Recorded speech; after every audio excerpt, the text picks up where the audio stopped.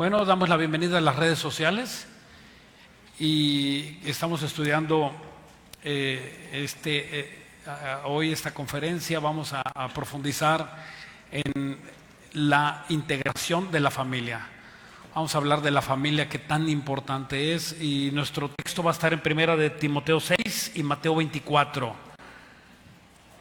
Primera de Timoteo 6, 10 y Mateo 24, 12. Mientras lo buscas, quiero hacer una observación de estos versículos. De verdad es impresionante cómo la familia está siendo destruida hoy día. Es notorio, es algo que no podemos nosotros pensar que la familia es la misma que hace, bueno, ni siquiera hace 5 años la familia era igual. La familia está siendo, verdad, totalmente presionada por esta sociedad. Familias destruidas, familias en divorcio, familias de 2 hombres y familias de 2 mujeres, familias de 2 hombres adoptando niños, familias de 2 mujeres adoptando niños. O sea, está esto de cabeza. Y lo más triste es que muchos cristianos, ¿verdad?, que conocen la palabra del Señor, pues no están viviendo en el orden del Señor. Hay otros matrimonios que es un matriarcado, ¿verdad?, donde la madre, la mamá o la esposa es la que lleva los pantalones. Y por otro lado, ¿verdad?, en cosa extrema, maridos dictadores, totalmente hombres dictadores que, ¿verdad?, que solamente gobiernan con amenazas a sus hijos, a su esposa, ¿verdad? Y yo soy el que traigo el dinero, y yo soy el que merezco, y yo soy, ¿verdad? O hijos rebeldes también, ¿no? Funciona bien el papá, funciona bien la mamá, pero hijos rebeldes, ¿no?, que no quieren trabajar, que no quieren, ¿verdad? Como un hermano, ¿no?, que me decía, la hermana me decía, ay, es que mi hijo se quedó en casa. Ay, yo dije, ay, ¿por qué lo dejas en tu casa, hermana? Tráetelo a la iglesia. Ay, es que no quiso venir. Digo, ¿y cuántos años tiene tu hijito? Dice, 40. O sea, ¿qué es eso? O sea, ¿qué es eso? Es un desorden. Y como que, ¿verdad?, las madres aceptan, los padres aceptan, ¿verdad? Y si tu papá, si tu hijo no, ya tiene esa edad y no aporta a la casa, sácalo, ¿verdad? Y te ayudamos entre los hermanos nos llevamos a los de oración y los sacamos ahí a bibliazos, pero los sacamos. Tiene que haber un orden. Y donde hay orden, no hay desorden. Una casa en desorden no puede prosperar. Si la casa está dividida, la casa no puede prosperar. Para que una casa, un hogar esté bien bendecido de Dios, tiene que estar viviendo en el orden de Dios. Hoy vemos, de veras es impactante cómo tan solo en América Latina, ¿no?, el desorden que hay de jóvenes que están haciendo revueltas sociales, como en Chile, Bolivia. Fíjate nada más cuántos países tan solo en América Latina: Chile, Bolivia, Ecuador, Honduras, Nicaragua, Uruguay, Haití, y no me digas Venezuela. ¿Y qué tal México? ¿Cuántos jóvenes se le han levantado en escuelas y han querido hacer esto? Es como una maldición que cayó en el mundo. No es cosa de los países, no es cosa de los gobiernos, es cosa de la maldición que está ya puesta. Está puesta y está obedeciendo simplemente todas estas cosas, porque ya estaba escrito que esto iba a levantarse así. Y México, pues hay que orar por nuestro México. Hemos tenido ciertas revueltas de jóvenes y gracias a Dios se han apaciguado. Y cuidadito que nuestro gobierno tome una mala decisión con una revuelta de estas, porque no sabemos a dónde vamos a ir a parar. Chile estaba en perfecto orden y vienen unos jóvenes y despedazan el país. En un día el país quedó de cabeza. Y nosotros tenemos que estar orando por nuestros gobernantes, ¿verdad? Y por nuestros jóvenes. ¿Dónde tú puedes construir y dónde puedes agregar tú? Controlando tu casa, controlando tus hijos. Ok, dice en Oseas 11:7, entre tanto mi pueblo está adherido a la rebelión contra mí, dice el Señor, aunque me llamen Altísimo, ninguno absolutamente me quiere enaltecer. O sea que hay una rebelión dentro de los jóvenes, dentro de la mujer, dentro del hombre, que imposible, ¿verdad?, que ya la familia esté funcionando como Dios quiere que funcione la familia. Dice en 1 Timoteo 6:10, 1 Timoteo 6:10, porque raíz de todos los males es el amor al dinero, el cual codiciando algunos se extraviaron de la fe y fueron traspasados de muchos dolores. El dinero no es malo. El problema es, el problema, a ver, déjenme explicar eso. El dinero no es malo. El problema, ¿qué es lo que tú estás haciendo para tener el dinero? Si por tener el dinero sacrificas a tus hijos, hay un problema. Si por tener el dinero sacrificas a tu esposa, hay otro problema. Si por tener el dinero sacrificas tu ministerio y tu relación con Dios, hay un problema. Raíz de todos los males es el amor al dinero. ¿En qué lugar está el dinero? Y dinero, llámale trabajo, todo lo que, tus ingresos, lo que tú quieras. ¿En qué lugar está eso? Y cuando tú tienes en primer lugar el amor al dinero, tu trabajo, hay un desorden. Y eso nunca va a ser bendecido. Dios puede darte mucho más, ¿no te imaginas? Dios te puede dar mucho más y aún con menos trabajo. Esa es la bendición de Dios. La bendición de Jehová es la que enriquece y no añade aflicción. Pero ¿de qué sirve ganar al mundo si pierdes tu alma? Dice en Mateo 24:12, dice, por haberse multiplicado la maldad, el amor de muchos se va a enfriar. Por haberse recrudecido la maldad, el amor de muchos se va a enfriar. O sea, ¿qué es eso que está pasando?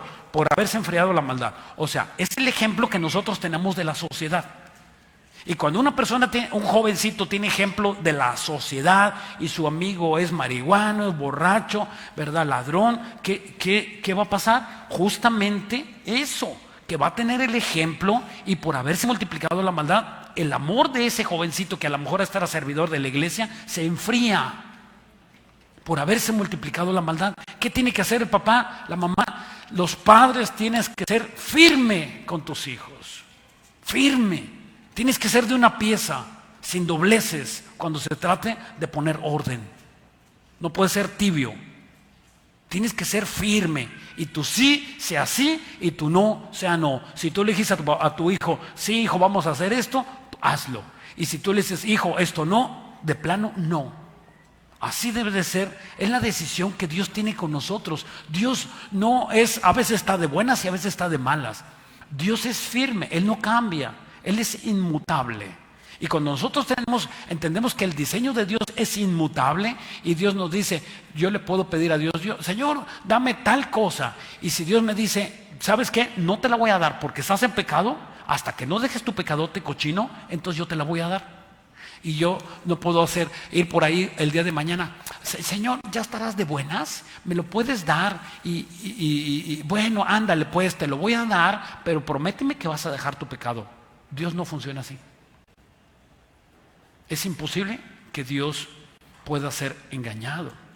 Es imposible que nosotros pensemos que podemos comprar a Dios. Y como hay padres que se venden. ¿Y que están haciendo?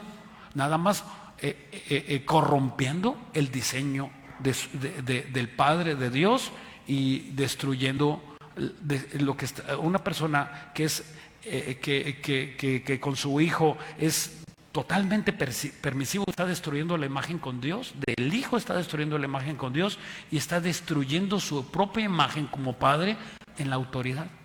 Entonces ese hijo nunca va a haber autoridad, no va a haber. ¿Y qué es la autoridad? déjeme hablar un poquito más de esto. La autoridad del Hijo, es importante que los hijos vean la autoridad de nosotros. Es muy importante. Si los hijos no ven autoridad en ti, por ejemplo, ¿qué hace un delincuente? Un delincuente, cuando no hay policía, el delincuente le gusta más delinquir, le gusta más hacer la maldad, porque es como un reto a la policía. Y así, por ejemplo, acuérdate de tus hijos pequeños. Cuando eran pequeños tus hijos, tú le decías a tu hijo, no lo hagas. Y el hijo te veía y como con unas ganas de retarte, hacía la maldad. ¿No es cierto? Así son los jóvenes y seguimos siendo así. Hay una maldad dentro de nosotros que nos incita a retar la autoridad. Ok, vamos a 2 de Juan 1, en 2 de Juan capítulo 1. Vamos a ver aquí una marca de un cristiano. Vamos primero a entender esto, que un cristiano, cualquier cristiano, ¿verdad? Es importante, mira, para poder solucionar un problema, nosotros tenemos que entender si la persona es cristiana o no es cristiana. Es lo primerito que tenemos que hacer siempre. Tú no puedes tratar un asunto espiritual y pensar que todos son buenos y que todos son malos o que todos son cristianos. Para que tú ores por una persona tienes que orar a conciencia. Si esa persona es cristiana, oras de una forma. Y si esa persona no es cristiana, oras de otra forma. Si tu hijo es cristiano, le pides de una forma. Si tu hijo no es cristiano, le pides de otra forma. Para eso se necesita sabiduría. No puedes tratar a las personas como todos cristianos. Es imposible. Y si tu hijo no da testimonio de no ser cristiano, el primer responsable de decirle a nuestros hijos que no son cristianos no somos los padres. Tenemos que decirle a nuestros hijos, hijo, tú no eres cristiano. Me acuerdo que mi mamá era cristiana y como veía mi vida me decía, eres un hijo del diablo, me decía. Y mamá, si yo voy a la iglesia, no, dice, tú no eres cristiano. De hecho, que cuando me convertí, ella me dijo, no te creo, déjame observarte. Mamá, ya traigo mi Biblia, ya oro, mamá. Dice, no te creo, déjame verte y déjame observarte. Qué madre tan sabia. Qué madre tan sabia. Porque después de la vida que yo llevé, y ella lo constató, ella fue mi testigo, y pues tenía que darle testimonio, ¿verdad? Dice, voy a seguir orando para que te conviertas. Mamá, ya me convertí, voy a seguir orando. Entonces, qué importante es que tú no le hagas creer a tus hijos que son cristianos. ¿Y qué tal se condenan al infierno? Y tú haciéndoles creer que son cristianos. Algo bien duro. Segunda de Juan 1, en la carta, segunda de Juan 1, bueno, pues este nada más trae un capítulo 1:9. Cualquiera que se extravía y no persevera en la doctrina de Cristo, no tiene a Dios. El que persevera en la doctrina de Cristo, tiene a Dios. Un rasgo inequívoco de un cristiano es que se arrepiente, que reconoce. Muchas veces que vamos a consejería mi esposa y yo y vamos a ver, a platicar con un matrimonio, con un joven, lo que sea, inmediatamente tú le exhortas y no, y yo no, y aquel, ¿y por qué? Ese no es cristiano. El cristiano inmediatamente, sí, la verdad yo la regué, hice tal cosa, voy a pedir perdón. Es una marca indeleble, no se nos quita, está con nosotros. Reconocemos nuestras debilidades. Un cristiano verdadero reconoce su debilidad. Y como yo reconozco mi debilidad, me aparto de lo que ¿cómo se llama lo que debilita a Superman? Ok, yo me aparto de mi kriptonita. Si yo me reconozco débil, yo no me acerco a la kriptonita. Y todos tenemos una. Todos tenemos una, ¿no es cierto? Alcohol, drogas, sexo, pornografía, mujeres, hombres, lo que sea. Y si yo no vivo apartado de eso, me va a acechar otra vez Satanás y me va a volver a atrapar.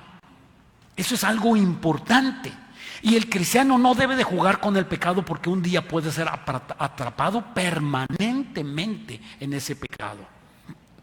Ok, vamos a Efesios y aquí vamos a estudiar este pasaje de Efesios 5.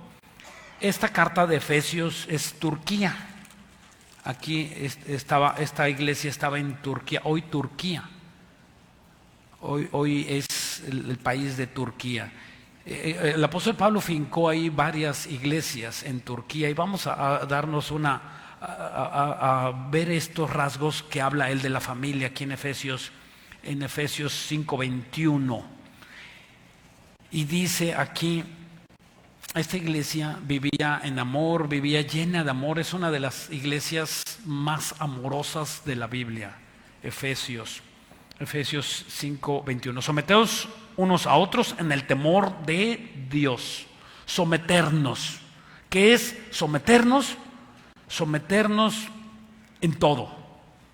A nuestras autoridades, a nuestros padres, a nuestros líderes, a nuestro pastor, a nuestro esposo.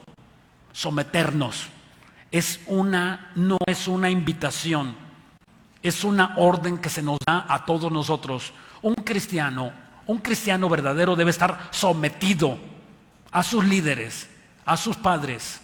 Debe estar sometido. Es la cualidad universal de un cristiano, estar sometido a las cosas de Dios, en una sumisión de igualdad. Dice la Biblia: nada hagas por contiendas y por vanagloria, sino antes con humildad, estimando a los otros mayores como a ti mismo. Cuando tú te sometes a los demás, inmediatamente tienes que saber que esa persona a la que tú te estás sometiendo, debes de considerarla mayor que tú, mayor que yo. Ese es el pensamiento para que tú te puedas someter. El pensamiento contrario es pensar que esa persona, yo soy mayor que él, ¿cómo me voy a someter? Y eso no va a suceder nunca. ¿Por qué? Porque yo pienso que yo soy mayor que esa persona. Tengo más dinero, más inteligencia, soy más elocuente, visto mejor y cualquier cosa que te puedas imaginar. Pero las cosas visibles aquí en la iglesia no valen. Vale lo espiritual y vale la autoridad que Dios haya dado a la persona para que sea la autoridad. Por ejemplo, un líder se somete a la autoridad. Primero, ese líder se somete al pastor. El pastor, la persona que ustedes están oyendo hablar, está sometida a mi pastor. Mi pastor líder es mi pastor Armando Alducin. Yo estoy sometido, mis reportes y todo, él sabe de mi vida. Todo está, él tiene. Si alguien le pregunta al pastor Armando Alducin de mí, él sabe decirme qué está pasando con mi vida. Y yo estoy sometido a él, y mis líderes deben de estar sometidos a mí. Si yo rompo esa autoridad con mi pastor, yo estoy rompiendo la autoridad con ustedes. Si un hombre, eso es en la iglesia, ahora, si un hombre, ¿quién es su autoridad del varón? Es Dios. Si ese hombre rompe por pecado su relación con Dios, ese hombre ya no puede ser líder de su casa. Ha dejado de ser un líder fiel y se ha convertido en un hombre en pecado. Y Dios no le da la cobertura hasta que ese hombre venga a la presencia del Señor. Si nosotros no somos capaces de entender este diseño, es imposible que nosotros caminemos y tengamos una buena familia. Caray, ¿cuántas familias tienes? O bueno, ¿cuántas familias has tenido? ¿Cuántos maridos? ¿Tienes hijos por allá y por acá y quieres otra vez volver a fracasar? No te entiendo. No te entiendo por qué quieras volver a fracasar con otro hombre, con otra mujer y con otra mujer, si ya sabes Hay una regla. Lo mismo produce lo mismo. Cuando hay un verdadero cambio es que hay algo que está cambiando para que tú no vuelvas a hacer lo mismo. Entonces yo no entiendo, si ya te divorciaste una vez y te vuelves a casar, pues vas a volverte a divorciar porque no hay un cambio genuino en ti. Tiene que haber un cambio, y el único cambio que tú puedes hacer, el único que cambia las personas y la conciencia de las personas es nuestro Señor Jesucristo. Es lo único que te va a cambiar. No hay otra forma, no existe. Jesús lo hubiera dicho. Si hubiera habido una forma fácil para cambiar nuestras vidas, Él lo hubiera dicho, pero Él dijo que lejos de Él nada podíamos hacer, tan solo como eso. Y hasta que tú no tomes la autoridad de Dios y estés a la voluntad de Dios, entonces ¿cómo vas a poder rehacer tu vida, rehacer otra vez tu matrimonio, arreglar a tus hijos y arreglar todo eso? Pero es hasta que tú estés, Señor, mándeme usted, gobierne usted mi vida, porque yo quiero gobernar a mis hijos. Por ejemplo, otro ejemplo, vienes y le dices a tu hijo: hijo, no fume marihuana, no diga groserías. Y se voltea a tu hijo y te dice: ¿y usted, papá, qué calidad moral tiene? Soy su padre. Sí, serás mi padre, pero yo te he visto ver pornografía. ¿Qué le vas a decir? No hay autoridad. No puede haber autoridad. Es importante. Dice el versículo 22. Las casadas estén sujetas a sus propios maridos como al Señor. O sea, fíjate nada más, que las mujeres las que estén casadas deben de sujetarse al marido como se sujetan al Señor. Esta palabra sujetas es jupotazo. Jupotazo significa subordinar, obedecer, vivir sometido, sumiso, por la conciencia. No porque tu marido sea el mejor de los maridos. No porque sea el mejor de los maridos. No lo entiendas así. La única forma que la mujer no debe someterse al varón es cuando el hombre la invite a pecar. Es cuando tú dices: ¿sabes qué? Dime lo que quieras, hago lo que quieras, pero yo, que tú me invites a pecar, no lo voy a hacer. Y entonces esa mujer decide someterse a Dios, y en ese momento que se somete a Dios, entonces Dios la está protegiendo. Pero si esa mujer sale de la cobertura del paraguas de Dios, Dios no la puede proteger. Y esa va a ser una lucha que tú vas a tener. Si tu marido te dice: no vamos a ir a la iglesia, ¿cómo? ¿A dónde? Es como si te dijera que no vas a comer. Así de grave. No vas a comer y vamos a ver qué tanto me quieras. Oye, pues te vas a morir de hambre. Igual es dejar de venir a la iglesia. Eso no significa someterse. Someterse es en el temor a Dios, por conciencia. Sin importar el nivel social, porque muchos dicen: bueno, es que mi esposo o mi esposa, ¿verdad?, tenemos diferente nivel social y entonces no me puedo someter a él, ¿verdad? O mi esposo no es tan inteligente, no es tan inteligente. Pero mira, la Biblia es cuestión de orden. Dios lo hizo no porque tu marido sea inteligente, porque muchas veces no somos tan inteligentes. No, normalmente, ¿verdad? Yo veo, por ejemplo, a mi esposa. Ella, cuando yo le encargo algo, ella hace 10 cosas y yo hago una. Ella es súper rápida y yo súper lento. Yo no entiendo cómo hace tantas cosas. Y yo creo que ella no entiende cómo hago tan poquitas cosas. ¿Sí? Y no porque yo sea lento o porque yo sea inteligente, no por eso, sino por el diseño de Dios. Por el diseño de Dios es cuestión de orden. Y las mujeres siempre tienden a no obedecer al marido. Es una naturaleza adámica de Eva. ¿Se acuerdan? ¿Qué es lo que hizo Eva? ¿Qué le dijo Dios? Debería estar sometida al marido. ¿Y qué hizo Eva? Eva se soltó del marido. ¿Por qué se soltó? Por la rebeldía. Una mujer rebelde es una Eva. ¿Quieres vivir gobernando o suelta del marido? Dice aquí este versículo, como al Señor.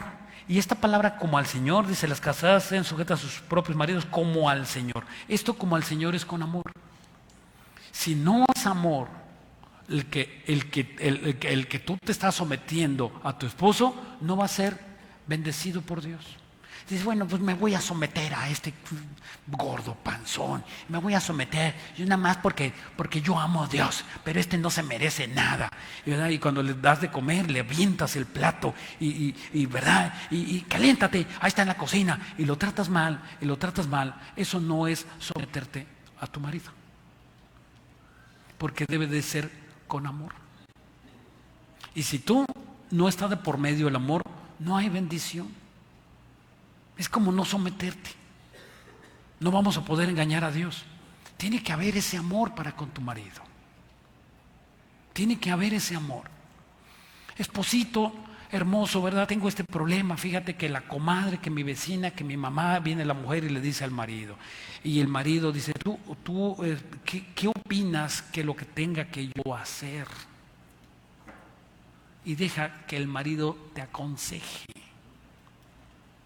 El que debe tener la última palabra en el hogar es el varón, porque es la cabeza del hogar.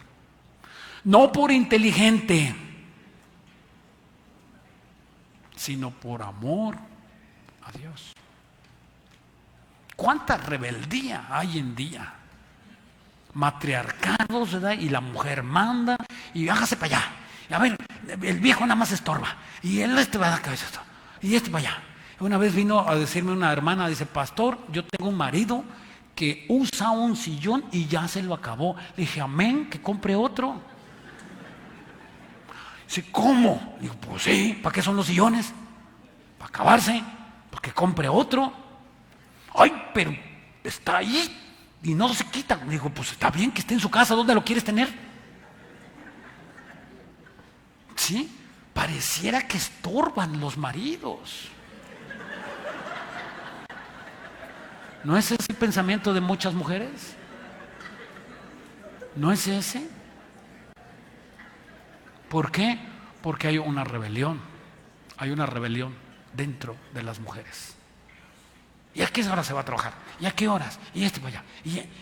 O sea, no lo soportan. ¿Por qué no lo soportan? ¿Por qué? ¿Qué hay? Cristo soportó la cruz, soportó las espinas. Por eso dice, someternos como al Señor. Y cuando tú te sometes a Él, no tienes idea, esposa que me estás oyendo. Cuando tú te sometas a tu marido, ¿sabes qué va a pasar con tu marido? Dios te lo va a cambiar. A mí me gusta platicar una historia de un caso que es verídico. Llegó un hombre a la iglesia y llega a la iglesia y dice, oiga, yo quiero que le dieron a mi esposa. Y llega así con el pastor, quiero que le dieron a mi esposa, quiero saber qué le hicieron a mi esposa. Y ya lo recibe el pastor, pues pásele acá al privado, vamos a hablar en privado. Y ya lo pasa por allá al privado y dice, ¿qué le dieron a mi esposa? Dice, bueno, díganos por qué, cuál es su queja. Dice, bueno, es que yo tenía una esposa, pero para empezar yo tengo un taller mecánico, dice. Yo tengo un taller mecánico. Y ella nunca estaba en casa, nunca había una sopa calientita, todo sucio, ¿verdad? Yo llegaba mugroso, no había ropa para cambiarme, no había jabón, no había nada. Y desde que ella empezó a venir aquí, mi vida cambió. Ahora hay sopa calientita, hay ropa limpia, la casa está en orden, los niños limpios. ¿Qué le hicieron? Y le dijimos, solamente le invitamos a que conociera del Señor. A los poquitos tiempos, a los meses o semanas, el hombre ya estaba aquí con su Biblia en la mano. ¿Qué lo convenció? El testimonio. Pero si tú traes la Biblia, vienes aquí y tienes tirada tu casa, ¿qué testimonio es ese?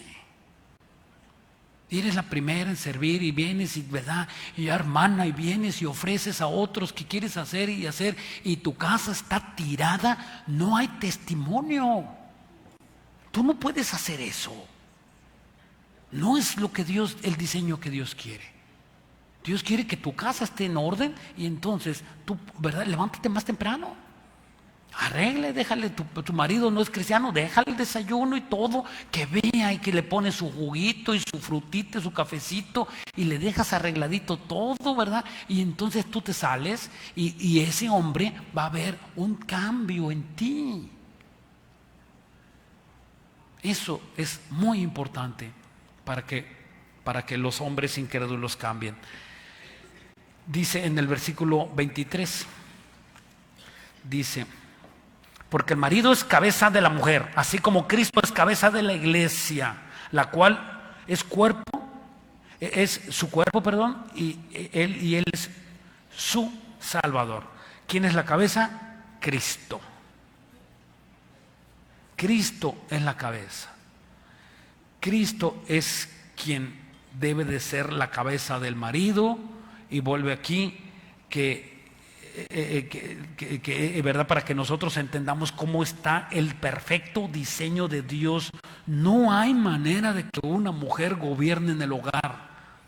Está determinado por Dios. Aunque tú digas que tu esposo es tontón y es menzón y es lento y lo que tú quieras, no es el diseño de Dios. Para que funcione bien, tú tienes que soltarle el control a tu marido. Y que el marido es la cabeza de la mujer, así como Cristo es la cabeza de la iglesia. Ok, fíjense bien. Si el marido, yo como marido, me voy a poner yo primero. Yo como marido, yo no estoy en orden con Dios, mi esposa no se va a poder someter a mí jamás. Es una cadena. Yo puedo tener a mi esposa tomada de la mano. ¿Y qué voy a hacer si yo no estoy tomado de la mano del Señor? La voy a llevar a donde yo quiero, pero menos a la presencia del Señor. Y ella va a decir: suéltame, suéltame, suéltame, no me lleves para allá. Pero cuando yo me tomo de la mano del Señor, entonces ella se va a someter a voluntad conmigo. Y entonces, cuando el Señor nos diga: hazte para acá, ella va a venir contenta, agarrada de mí. Y si el Señor nos hace para allá, ella va a venir contenta, agarrada de mí. Cuando yo estoy tomado de la mano del Señor. Y no quiere decir que no peques, porque no hay cristiano que no peque. Todos los cristianos pecamos, pero que te arrepientas.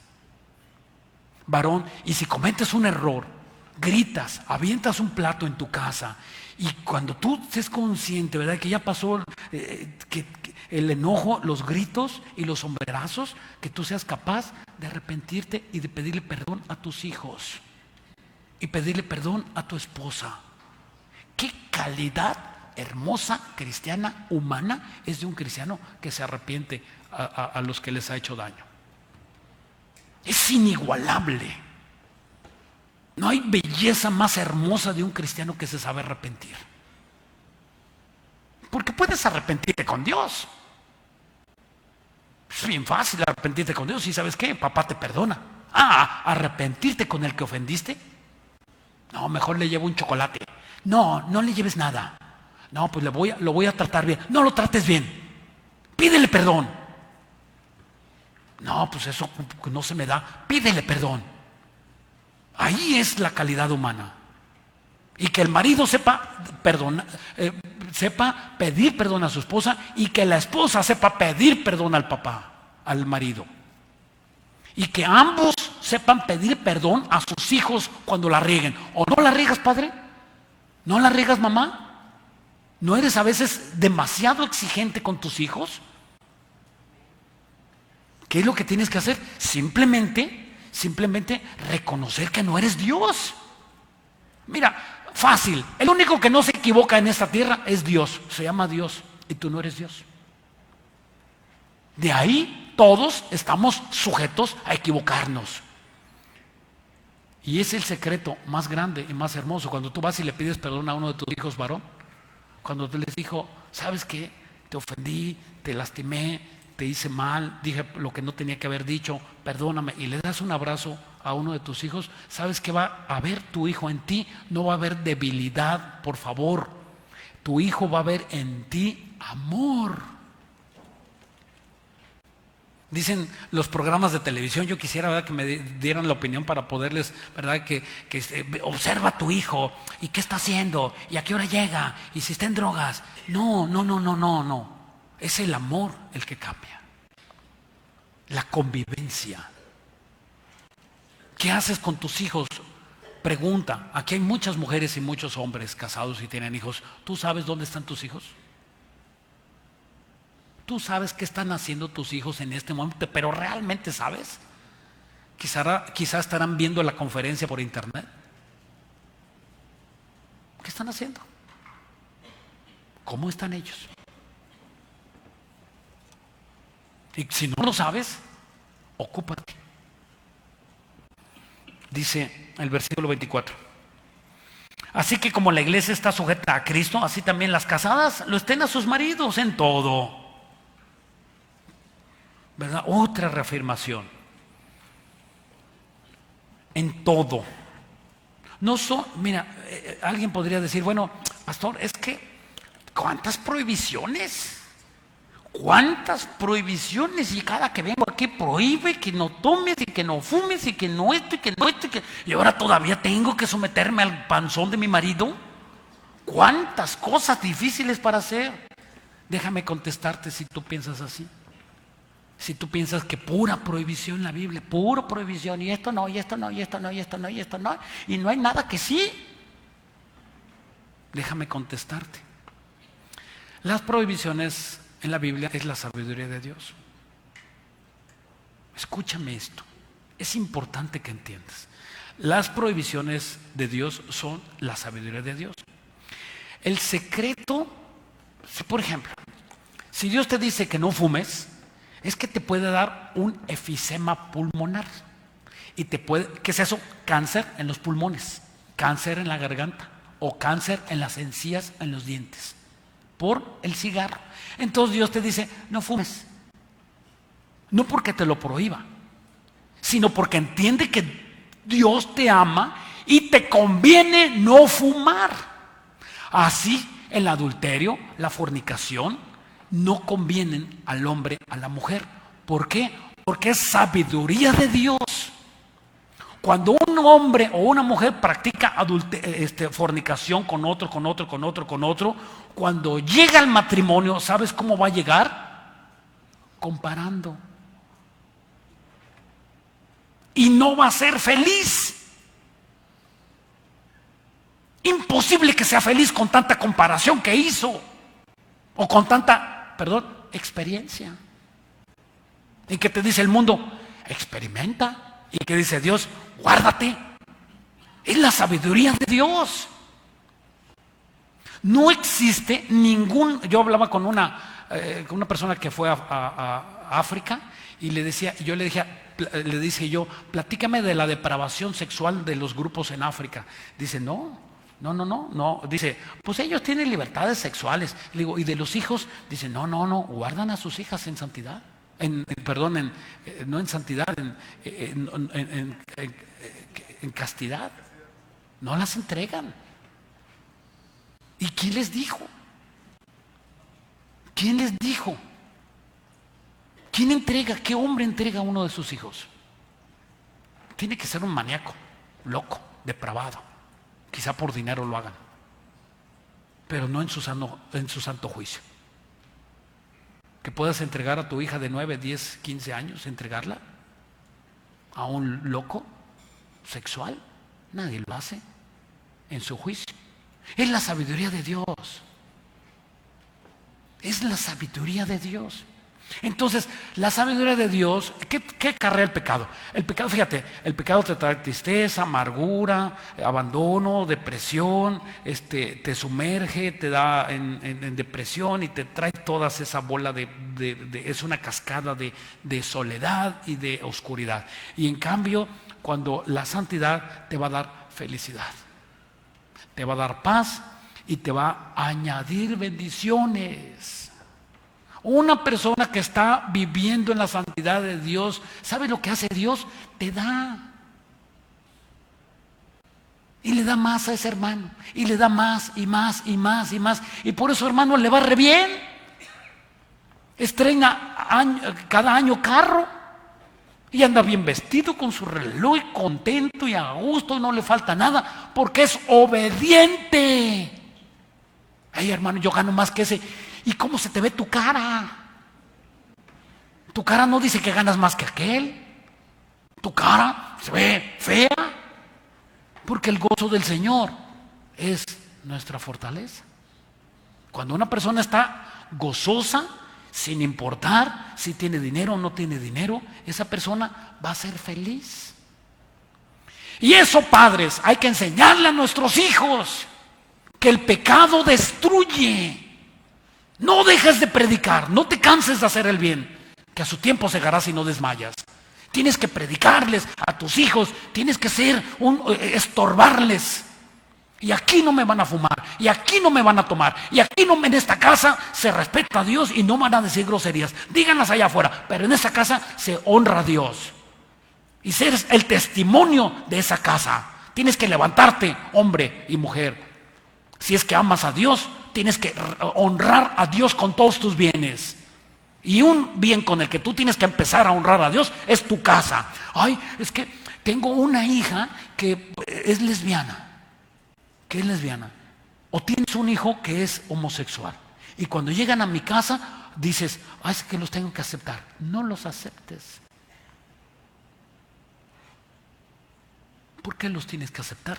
Si la Biblia dice que los homosexuales y las lesbianas no heredarán el reino de Dios, tú tienes que hacerles entender a esas personas que viven en pecado y que el pecado no puede estar abajo del techo de tu casa. Tú lo vas a recibir a él o a ella con todo tu corazón y con todo tu amor, pero no en una perversión sexual.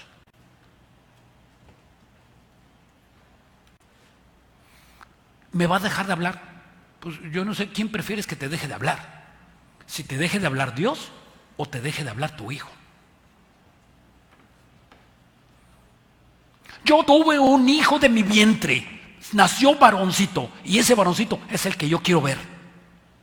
Yo tuve una niña de mi vientre, y esa niña es la que yo quiero ver. Diles así.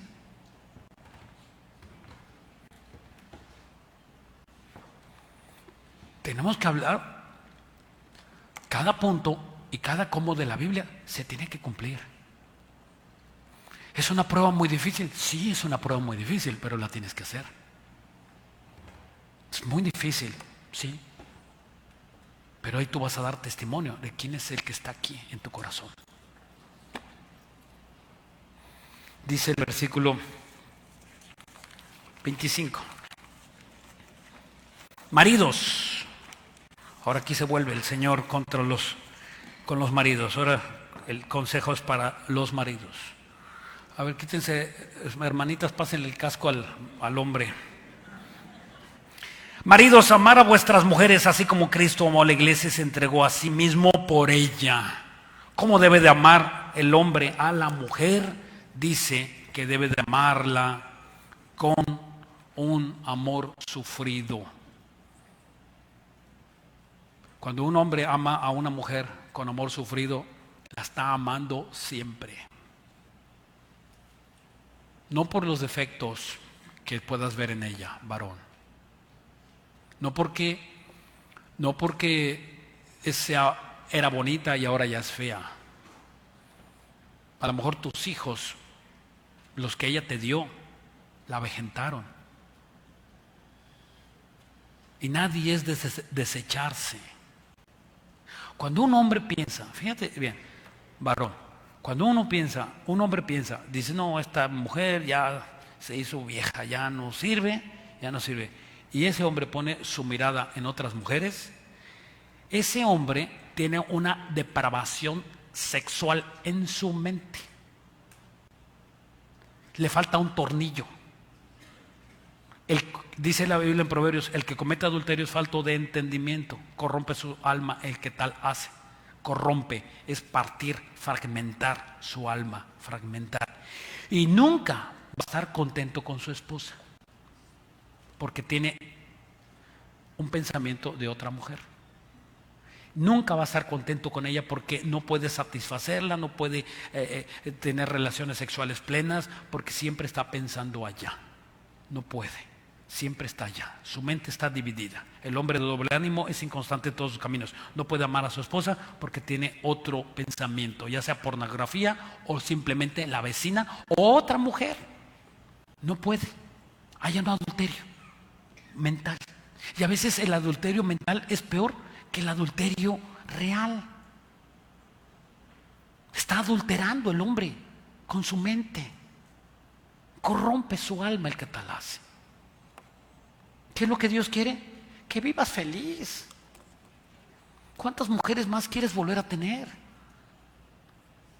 ¿A cuántas mujeres les has hecho la vida imposible? Y no logras hacer feliz a esta, con la que tienes. Que hay un problema no en ella, sino en el varón. ¿Cómo debe amarla? Con sacrificio. Por ejemplo, los cambios hormonales que tienen las mujeres, qué bárbaro, ¿no es cierto? El climaterio, la menopausia y todo lo que termina en náusea y náusea, ¿no es cierto? O sea, las mujeres, incluso no las de ya algunas jovencitas, todas tienen cambios hormonales impresionantes. Yo tengo 3 mujeres. Les digo a los hermanos, tengo 3 mujeres, una esposa y 2 hijas. No sean mal pensados. ¿Y sabes qué? Hay que fajarse los pantalones. ¿Sí? A veces yo llego a la casa y nada, vacío, todo tirado por allá, tirado, y abro la recámara y ahí están las 3. Llego y digo, ¿puedo entrar? Salte. El único que no puede estar aquí eres tú. Y digo, ok, salgo. Ya sé que están arreglando un problema de mujeres. Y el hombre tiene que ser sabio. Tienes que entender esos cambios hormonales de la mujer. Y nunca le preguntes a tu esposa qué tienes. No se te ocurra. Yo lo he experimentado 10,000 veces. Cuando la mujer está enfadada y está así, y allá, y el sartén, ¿verdad? Y el trapeador, y el teléfono. No le preguntes qué tienes. ¿No tienes patio en tu casa? Salta al patio. Salta a caminar. Háblale al pastor, haz algo rápido. Tienes que hacer una llamada emergente al pastor, al hermano de oración, tienes que hablarle a alguien, tienes que salirte de ese rollo, ¿verdad? Y ¿qué tienes que hacer? No preguntes qué tiene, porque seguramente te va a decir, eres tú, que no te fijas. ¿Dónde dejaste los calzones? ¿Dónde dejaste la pasta de dientes? ¿No te fijas que te lo he encargado 1000 veces? Y así tú tienes que amarla. Así tienes que amarla. No lo soporto eso, pastor. Ámala.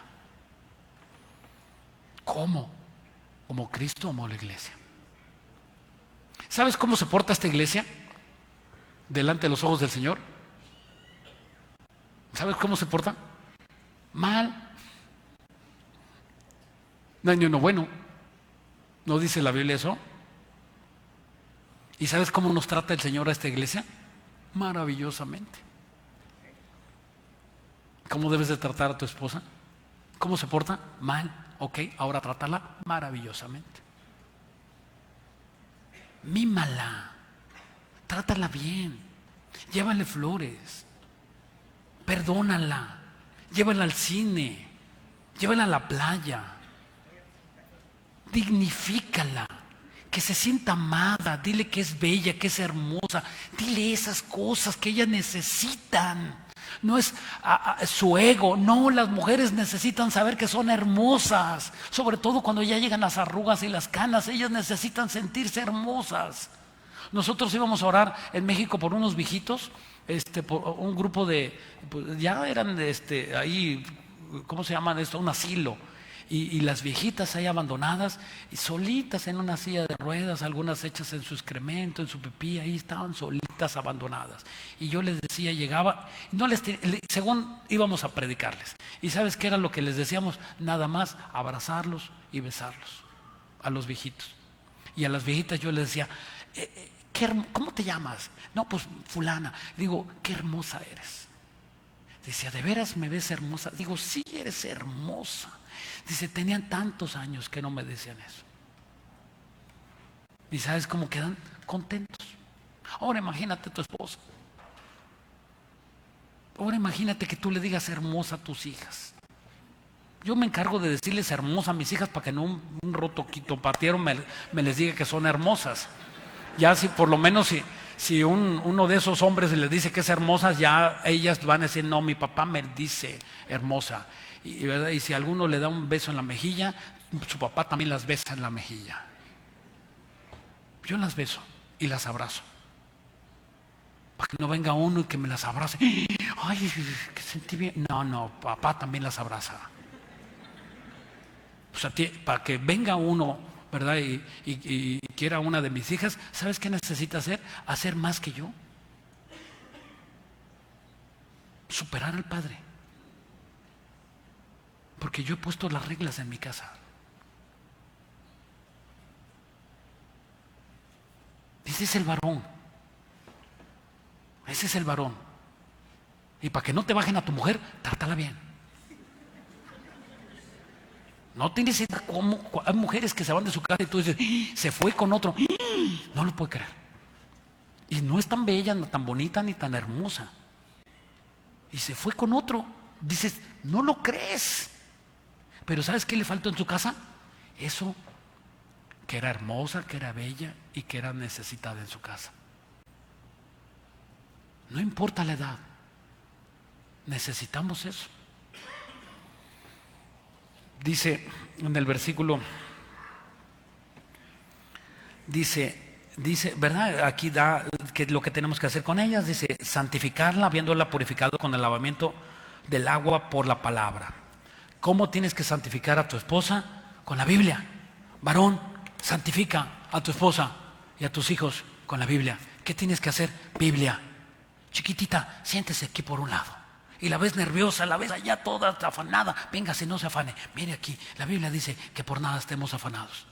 Y aquí dice la Biblia que no te angusties, que Dios tiene el control de todo. Y empiezas a leer la Biblia. ¿Y sabes qué le haces cuando empiezas a leer la Biblia? Le refrescas su corazón. Está marchita, le refrescas su corazón con la Biblia.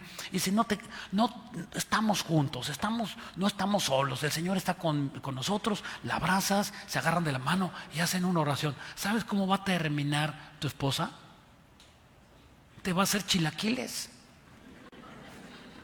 Bien picosos, como te gustan. ¿Por qué? Porque es una mujer bien tratada.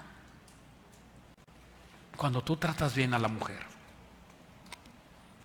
Dice, para santificarla, habiéndola purificado por el lavamiento de la palabra, a fin de presentarla a sí mismo una iglesia gloriosa, que no tuviese mancha ni arruga ni cosa semejante, sino que fuese santa y sin mancha. ¿Saben, varones, de quién va a demandar la santidad de tu esposa? De los varones. La santidad y la relación con Dios, Dios la va a demandar al varón. Al varón.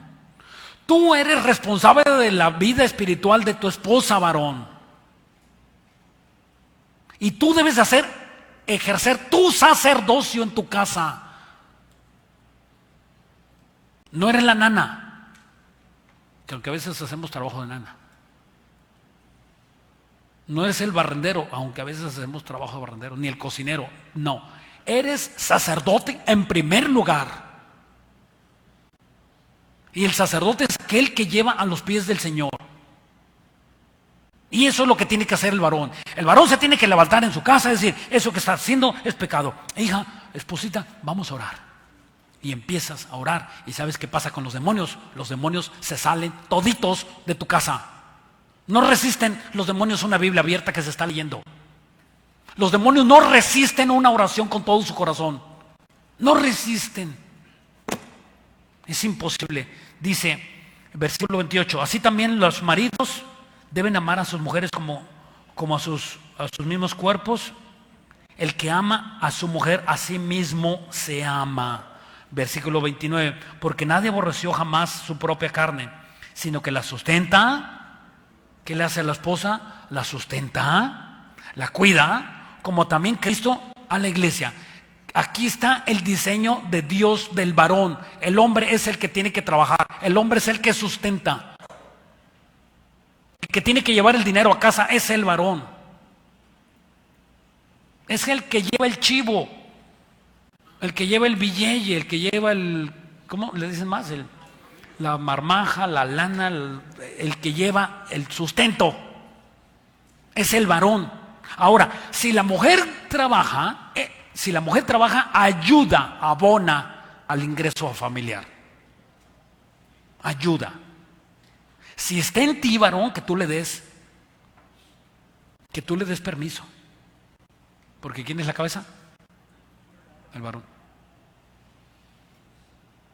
El hombre es el que debe llevar el sustento. Es el diseño. Ahora está todo al revés, está de cabeza. Hombres haciendo el aseo en la casa y las mujeres trabajando. ¡Qué horror! Hermano, no me importa lo que tú pienses. La Biblia dice que el que sustenta la casa es el varón. Es el diseño de Dios. ¡Ay, pero que mi esposa gana más que yo! Entonces, ¿será amor al dinero? Sí, ¿no? Si ella gana más que tú, entonces tú ponla a trabajar ahí y tú quédate haciendo los frijoles. Entonces es amor al dinero. ¿Por qué no se sujetan con lo que Dios les da? ¿Por qué? Hay un problema. Dice el versículo 6:1 aquí en Efesios 6:1. Hijos, obedecer en el Señor a vuestros padres. Ahora aquí se voltea el Señor. Ya no me va a dar tanto tiempo de agarrarme los hijos. Pero a ver mientras no me corten, de una vez ahorita me los agarro. Hijos, obedecer. Hijos. ¿Quiénes son hijos? Los que viven bajo el techo de los padres. Esos son los hijos. Hijos, obedecer al Señor, el Señor de vuestros padres, porque esto es justo. Ahora, hermanos, al hijo no se le da todo. Yo he visto hombres que se quedan sin nada. ¿Qué traes? Nada. Le di todo. ¿Cómo que le diste todo? Sí, le di todo. ¿Y qué no has oído en las conferencias del pastor Gustavo Ríos que dice que la cobija hasta donde alcance? Ah, no lo había oído. Pues ya lo oíste. ¿Por qué le das todo?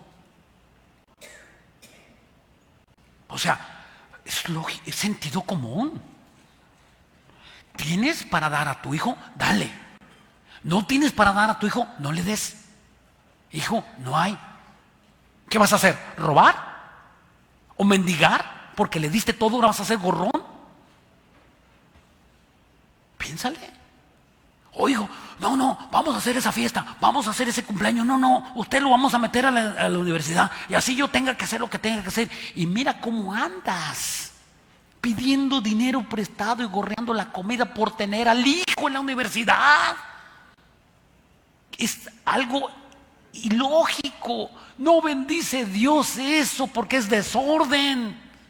Si Dios quiere darte 10 pesos, compártale a tu hijo, pero tú te quedas con comida para comer. Y tú te quedas para vivir. No le puedes dar todo a tus hijos. Y hacen unas pachangonas de 15 años y después a pagar la cuenta. ¡Qué locura! Estamos mal y siendo cristianos. La Biblia dice que no debáis nada a nadie. Un cristiano no debe de vivir endeudado. Ok, ya estás endeudado, pues paga, toma chocolate y paga lo que debes, pero no vuelvas a pedir dinero prestado. No es el diseño de Dios que tú pidas dinero prestado. Hermano, pues si tengo para pagarlo, ¿y para qué lo pides? Si tienes para pagarlo, ¿para qué lo pides? Pues sí, ¿no? Ok, hermano, es que compré una casa en abonos y la voy a ir pagando. Si tengo mi dinero, ok, voy a comprar una casa, está bien. Lo compras, la pagas. Tienes una tarjeta de crédito, tienes para pagarla, compra, úsala, pero tienes que, no se trata de que tengas una tarjeta de crédito para que te endeudes, sino que tienes una tarjeta de crédito simplemente para que salgas de una eventualidad, no para que te endeudes en diciembre o en el, ¿cuál es en el Buen Fin? Bueno, ese ya pasó, ahora ¿cuál sigue? Ajá, ¿verdad? Ok, eso es verdad. Entonces, los hijos deben de estar sujetos a sus padres. Dice versículo 2, honra a tu padre, jóvenes, jovencitas que me están oyendo. Y también tú, si tu papá vive, honra a tu padre y a tu madre, que es el primer mandamiento, con promesa. Es el primer mandamiento con promesa. ¿Dónde está? En Deuteronomio 20. Dice que el primer mandamiento con promesa desde Deuteronomio era honrar a nuestros padres. Dice, honra a tu padre y a tu madre para que te vaya bien, que es el primer mandamiento. Versículo 3, para que seas de larga vida sobre la tierra. 2 bendiciones. 1, que te va a ir bien. 2, que vas a ser de larga vida. Honra a tu padre y vas a ser de larga vida y te va a ir bien en todo lo que hagas. Te van a decir el bienaventurado. Todo te va a salir bien cuando tú honres a tu padre. Es un secreto hermoso, maravilloso, sin hacer tanto delante de verdad. No tienes que hacer tanto, simplemente honrar a tu padre y decirle, sí papá, lo que tú digas. Sí, mamá, está bien lo que tú digas. Y que tus padres vean en ti, jovencito, que eres valiente y que eres obediente. Que no lo digas tú. Ay, yo cuido a mi papá, yo hago por mi mamá. No. Tú no te laves. Nunca debe de lavarse uno solo, uno a sí mismo, sino que otros te alaben a ti. Ese es el secreto de la familia. Si tan solo nosotros pudiéramos cumplir estos pequeñitos consejos en nuestra familia, no te imaginas que podrías salvar las almas de los inconversos cerca, que están en tu casa. Aquellos que no conocen al Señor y que reniegan de Dios, y cuando tú ¿verdad?, empiezas a obedecer todo lo que está escrito, lo que alcanzamos a ver ahorita, y tú no te imaginas qué bendición tan grande vas a obtener simplemente por obedecer estos pequeños principios que alcanzamos a ver ahorita en este momento. Vas a poner defensas espirituales en contra de la homosexualidad, vas a poner defensas espirituales en contra del lesbianismo para tu casa, y vas a estar protegido por Dios haciendo la voluntad de Dios, y como dicen los chavos, no te la acabas. Todo por obedecer estos principios básicos. Vamos a inclinar nuestros rostros y vamos a orar. Padre hermoso, grande y misericordioso, dice la Biblia que tú que habitas en la luz inaccesible, donde ojo humano no ha visto, donde nadie ha podido estar, Señor. La Biblia dice que nos amemos unos a otros, porque el amor es de Dios. Todo aquel que ama es nacido de Dios y conoce a Dios. El que ama no ha conocido a Dios, porque Dios es amor. En eso se mostró el amor de Dios para con nosotros, en que Dios envió a su Hijo unigénito al mundo para que vivamos por Él. En eso consiste el amor, no en que nosotros hayamos amado a Dios, sino que Él nos amó a nosotros y envió a su Hijo en propiciación por nuestros pecados.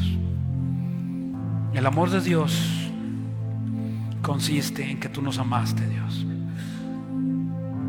Porque ¿quién de nosotros podía decirte que te amaba si no es que tú nos amabas antes? Nadie te ama, Dios. Hasta que te conocemos, empezamos a amarte y a caminar en tu voluntad.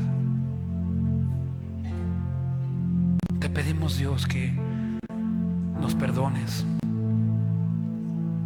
que perdones a mi esposa, que perdones a mis hijos.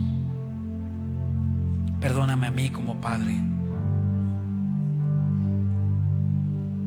Somos pecadores, Dios. Tú dijiste que si alguno comete pecado, tenemos abogado para con el Padre. Tú eres nuestro abogado, Dios. Te pedimos perdón, Jesús, y te pedimos, Dios, que nos perdones. Límpianos.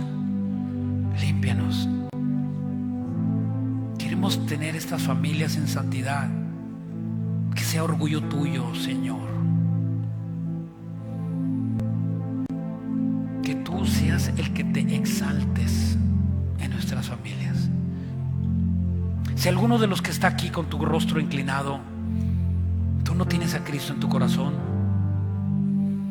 tú no has obedecido a Dios y obviamente no lo puedes amar porque no lo conoces. Nadie ama a quien no conoce. Y ese es el diseño de Dios, que Dios te trajo a ti aquí con un propósito. Y Él te dice que Él te ama desde antes. Desde que naciste, ya Dios te amaba. Solamente había esperado este momento para encontrarse contigo. Es Dios quien te trajo aquí. Nadie me platicó tu vida. Es Dios quien te habló a tu vida. Nadie vino a decirme aquí los chismes de tu vida. Es Dios quien te está hablando y te está buscando. Es Dios quien tiene control de todo. Lo único que tienes que hacer es pedirle perdón a Dios y decirle: perdóname, Señor, te necesito. Quiero recibirte como mi Señor y mi Salvador. Sé que moriste en la cruz y resucitaste al tercer día. Quiero que seas mi Señor a partir de ahorita, en el nombre de Cristo Jesús. Amén y amén. Amén.